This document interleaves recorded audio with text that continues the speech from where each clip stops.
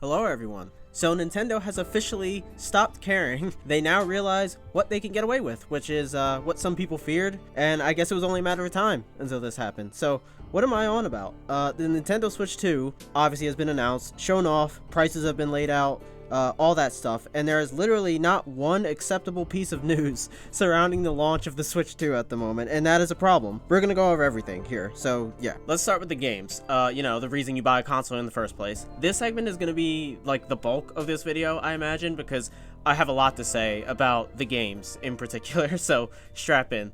Straight to the point. Mario Kart World, the new Mario Kart game, is $80, and it's $90 if you want the physical version of the game, which is outrageous. So it's $10 to $20 more expensive than the current maximum price of video games. Yes, Mario Kart, of all games, is the most expensive video game ever sold, which is a joke. Dude, in like 10 years, games are gonna be like fucking $200 each, I swear to God. It's getting ridiculous. Gaming is gonna be a luxury hobby that like only celebrities can indulge with. And as expected, everyone except for the Nintendrones that defend their every move are up in arms about this, because there is simply no logical or justifiable reason for Mario Kart of all games to be $80. And Nintendo has actually put out multiple statements, eye-wateringly stupid fucking statements, attempting to justify the price. And I'm not going to bore you and waste your time reading those quotes. You can look them up if you care. But in short, they basically said, "We're doing variable pricing going forward. And trust me, bro, Mario Kart is so good and so cool and so awesome that it's worth the money and it deserves its price tag." Basically, corporate speak for, we know you'll buy it anyway.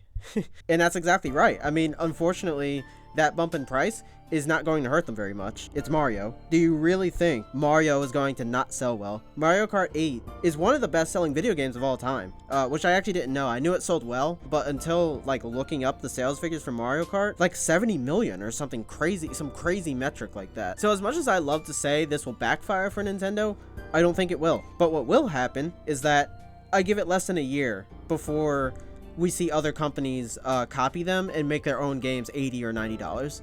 And that's the part that has me worried. Personally, I have little to no interest in buying the Switch 2, so I'm not being hurt by Mario Kart's price tag. But when every scumbag company under the sun does the same thing, it is going to hurt me. It's going to hurt all of us. Nintendo also put out a statement saying like, we're not concerned with what this price tag increase does to the industry, and we are not responsible for anyone else's actions. But let's be real, they 100% are. I mean, we saw it with $70 games not too long ago. We all know how this goes. We're not dumb. Once one person does that increase, almost everyone else is going to catch on and do the same thing in due time. It's just a matter of time at that point. And here's the thing, it doesn't matter if this price increase works out for Nintendo or not.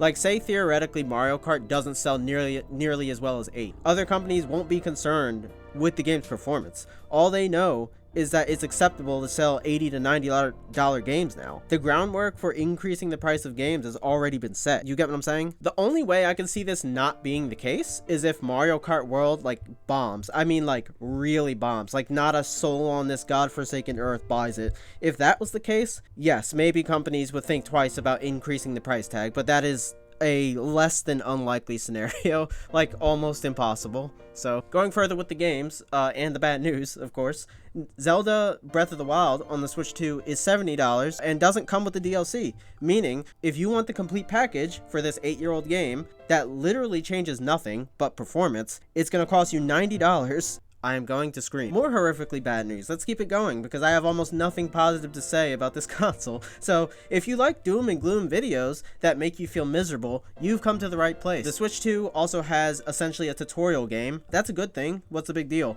It's $10. They're charging for the game that literally just tells you how to use the console and its features. The PS5 and the Wii both had games like this, i.e. Astro Bot and Wii Sports, and people love those games, especially Wii Sports. That was huge. All completely free. So I'm not mad that it's $10. That's not a lot of money. I'm mad that it costs anything. We also know now that there are Switch 2 games that have no data on the cartridge and are just keys to download the game from the eShop. So they are charging another $10 for the physical copy of some games. I don't know if it's all of them, but definitely some of them. And and there's literally nothing on it. So what the fuck are we paying for then? The box? The cover art? Like, I don't I don't understand. I don't understand that. So moving on from the games themselves, finally, the console is $450 and the Joy-Cons are nearly $100. The price of the console is fairly steep, but I'm not too concerned with that. The Joy-Cons being $95 is ridiculous because the PS5 controller is $75 and has more tech in it than the Switch 2 Joy-Cons. Just putting that out there. And these prices are liable to go up. I know, like, most of this video is just me talking about prices of shit, but that's like the most anti-consumer thing. But anyway, these prices are liable to go up due to the tariffs and everything going on right now. So I'm not going to get into all that. That's a whole different topic, but